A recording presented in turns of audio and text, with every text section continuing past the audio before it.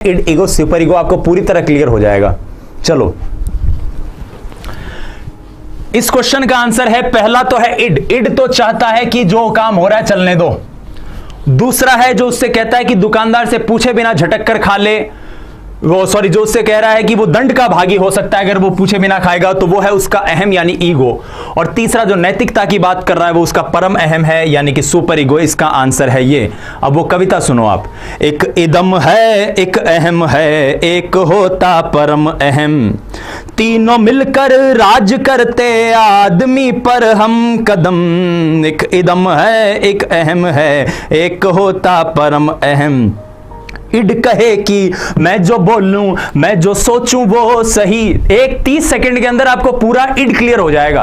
End कहे कि मैं जो बोलूं, मैं जो सोचूं वो सही, दुनिया के ये नियम कायदे मैं तो मानूं कभी नहीं, मूल अंतर नोद का हूं, केंद्र इतना जान लो, है सुखेप सा मंत्र मेरा, बात इतनी मान लो, इच्छा जो भी हो न पूरी उनका हूं भंडार मैं, मानव के मस्तिष्क का चेतन भाग उसका सार मैं, मेरी दो ऊर्जा जीवन मृत्यु है इरोस और थान तो सा, मेरी जो ऊर्जा जीवन मृत्यु है इरोस और थान तो, नाम उसका होता लिबिडो जिससे पाते शक्ति हम। एक इदम है, एक अहम है, एक होता परम अहम, तीनों मिलकर राज करते आदमी पर हर कदम। एक इदम है, एक अहम है, एक होता परम अहम। तो ये इड, ये मैंने आप लोगों के लिए ही लिखी है कविता। कविताएं लिखने का मुझे बड़ा शौक है।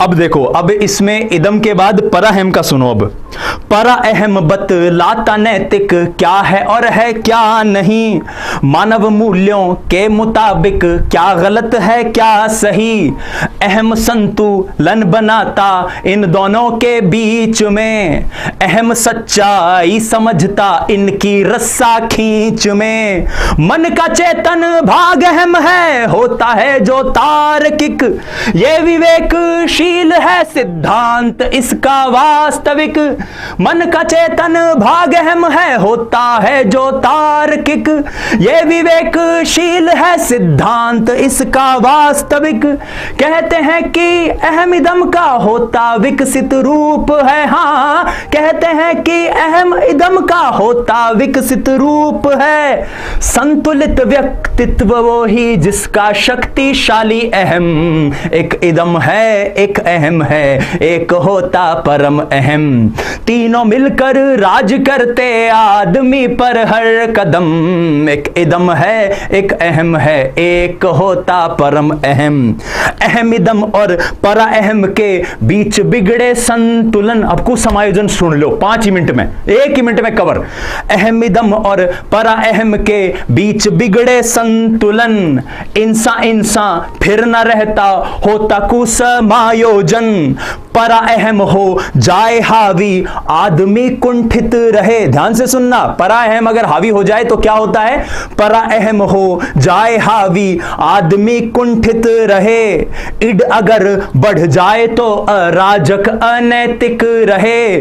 फिर से सुनो, परा अहम हो जाए हावी आदमी कुंठित रहे, इदम अगर बढ़ जाए तो अराजक अनैतिक रहे, चेतना के 3 स्तर हैं, जागरूक होता चेतन, ध्यान देना पूर्व चेतन, अनअभिज्ञ अचेतन, चेतना के 3 स्तर हैं, जागरूक होता चेतन, ध्यान देना पूर्व चेतन, अनअभिज्ञ अचेतन, मानव का मस्तिष्क बर्फ में, मानव का मस्तिष्क पानी में बर्फ की चट्टान है, हाँ मानव का मस्तिष्क पानी में बर्फ की चट्टान है, फ्रायड ने बोला इसका 9/10 अचेतन। एक इदम है, एक अहम है, एक होता परम अहम, तीनों मिलकर राज करते आदमी पर हर कदम। एक इदम है, एक अहम है, एक होता परम अहम।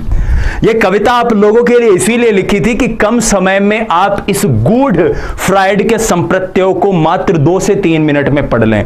और मेरे ख्याल से इसको लिखते वक्त मेरा भी यही कोशिश थी कि आपको ये सारी चीजें 1 मिनट में आ जाएं, और आपने अगर इसे सुना है तो आपको ये समझ में आ गया होगा कि ये चीज अच्छे से क्लियर हो गई होगी।